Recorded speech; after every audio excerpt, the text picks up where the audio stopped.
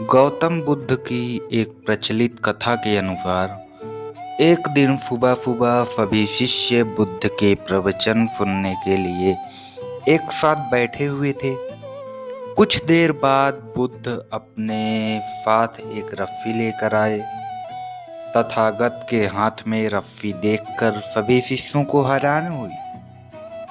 बुद्ध अपने आसन पर बैठे और उन्होंने रस्सी में एक के बाद एक 3 गांठ बांध दी।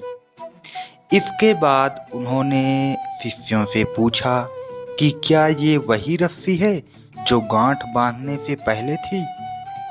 इस प्रश्न के जवाब में एक शिष्य ने कहा कि तथागत, इसका उत्तर थोड़ा मुश्किल है। ये हमारे देखने के तरीके पर निर्भर करती है। एक तरह से तो रस्सी वही है, इसमें कोई बदलाव नहीं है। एक अन्य शिष्य ने कहा कि अब इसमें 3 गांठें लगी हुई हैं, जो कि पहले रस्सी में नहीं थी। इसे बदला हुआ भी कह सकते हैं। कुछ शिष्यों ने कहा कि वास्तव में मूल रूप से रस्सी वही है, लेकिन बदली हुई दिख रही है, लेकिन इसका मूल रूप बदला नहीं है। शिष्यों की बात सुनकर बुद्ध ने कहा कि आप सभी सही बोल रहे हैं। अब मैं इन गांठों को खोल देता हूँ। ये बोलकर बुद्ध रस्सी के दोनों सिरों को खींचने लगे। बुद्ध ने पूछा कि क्या इस प्रकार रस्सी की गांठें खुल जाएंगी।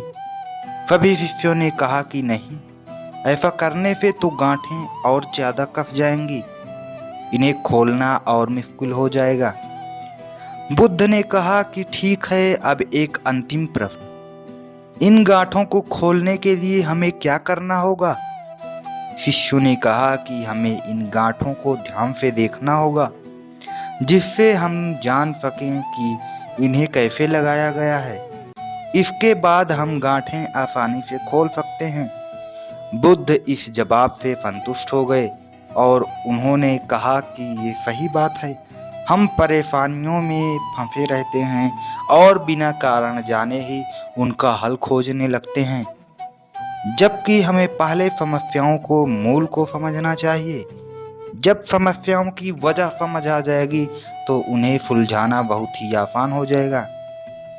इससे स्पष्ट होता है कि आप जिन कार्यों को कर रहे हैं उसमें गड़बड़ी कहाँ पर आ रही है, गड़बड़ कहाँ पर हो रही है, उसको समझने के लिए आप उस समस्या को बड़े ही निकटतम से देखें और उसके सोर्स को पता करें, उसके स्रोत को पता करें कि ये समस्या उत्पन्न कहाँ से हो रही है, और उस कार्य को पुनः दोहराएं और उस कार्य को दोहराते समय उस सोर्स के स्थान पर, उस स्रोत के स्थान पर अपना ध्यान लगाए रखें उस वर्क पर, और समस्याओं को पकड़कर उसे वहां से जड़ से खत्म किया जा सकता है। तो आपको ये वीडियो अगर अच्छी लगी तो लाइक, सब्सक्राइब और शेयर करते हैं। धन्यवाद। ओम बुद्धाय नमः।